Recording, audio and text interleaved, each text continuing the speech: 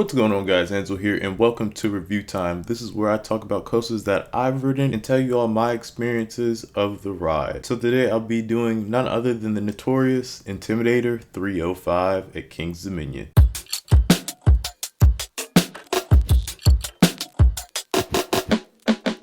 Alrighty, so I will be leaving you all the stats in the description box below so you guys can check that out. But I will just be going over my thoughts of the ride and what my experiences were.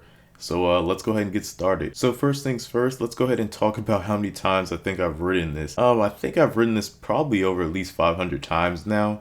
I rode this when it first came out in 2010. Ever since then, I've been riding this coaster for years now, and you know, it's an amazing coaster. It's actually about to be a decade old, crazy enough. I just gotta say, this coaster is amazing. It actually was my #1 coaster until I rode Fury 325 last year, and I did just come out with the review for that, so be sure to check that out as well. This coaster is just so intense. It's definitely still the most intense coaster that I've ridden, and I love this ride. It has amazing airtime. It's very intense, like I just said, and on top of that, it goes over 90 miles an hour. When this came out in 2010, this coaster was big. It cost $25 million to make this thing. Back then, at the time, that was still a lot of money to spend on just the coaster, and this ride lives up to all the hype that it does.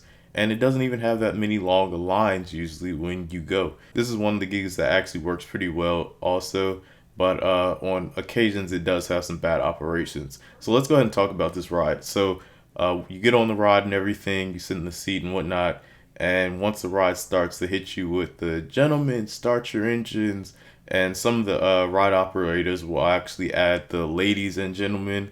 And, you know, it's just really cool that they do that with the ride. So you go up this steep incline. It's very steep. The one thing that's different about this ride is the fact that it's a cable lift. This isn't just like your normal chain lift. You're going up the hill.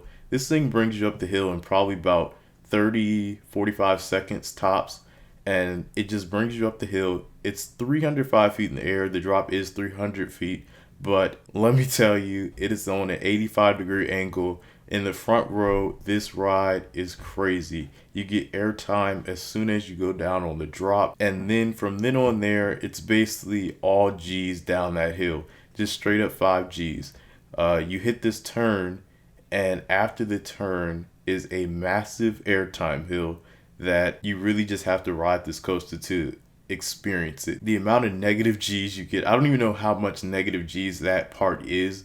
I just know there's so much airtime in that one little part that it just feels amazing, and I love that about this ride. The fact that it feels so good that it can be intense, but yet it lets up off of the intensity for just a moment, and then it puts you right back in your seat. So after the big airtime hill, you go into some more twists and turns, and you go in some intersecting track points. And honestly, the ride goes so fast that it's just like in a blink of an eye, the ride's over.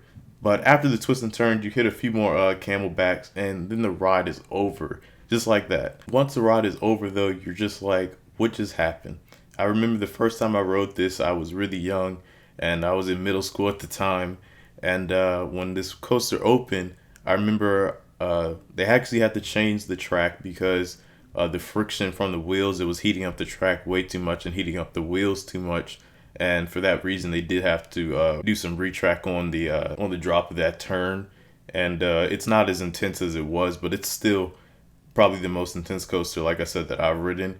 But I remember riding this for the first time, and once I got off, my legs were literally like just jelly, and I could barely walk. And my friend actually blacked out on it at the time. And man, let me tell you, this ride is just insane from start to finish. It's a really good coaster. It's won a lot of awards. Not as many awards as obviously like Fury has, but it's definitely, I'm pretty sure it got to be best steel coaster at least one year. It seems like it's underrated at times, but at the same time, people know that this ride is so intense, and a lot of people don't care for that much intensity, and for that reason, some people like actually Twisted Timbers more, the one that we just got last year. And I did have a PLB for that, so be sure to check that out too. You know, Fury is less intense, and for one of the reasons I do like intensity, but for some reason I guess I do like airtime even more than intensity, and Fury gave me that. So that's the reason why I'd say Fury is my new number one. But honestly, this coaster is just awesome. It really is a phenomenal coaster, and it was probably the best addition that they could have added at Kings Dominion at the time.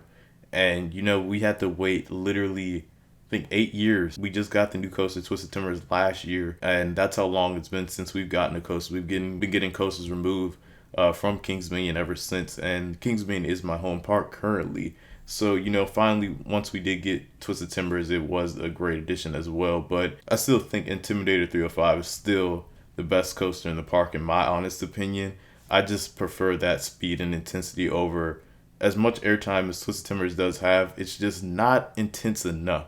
If it was just a little more intense and maybe a little bit faster, I'd probably say it was better. But this coaster is just a phenomenal addition. If I had to rate this coaster from 1 to 10, at 10 being the highest, I would definitely have to give it a 9.7 because it's just almost perfect. This ride is awesome. Other than that though, I hope you guys did enjoy this review. I have more reviews coming very soon to the channel. Be sure to check out the Fury 325 review as well as my Twisted Timbers POVs. And don't forget to subscribe to the channel for more content like this. And until next time, you guys, peace out.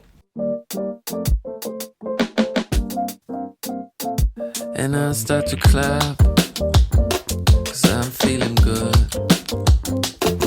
My room is empty, all it has is a guitar and a snare drum. I bang on it, it's the slide.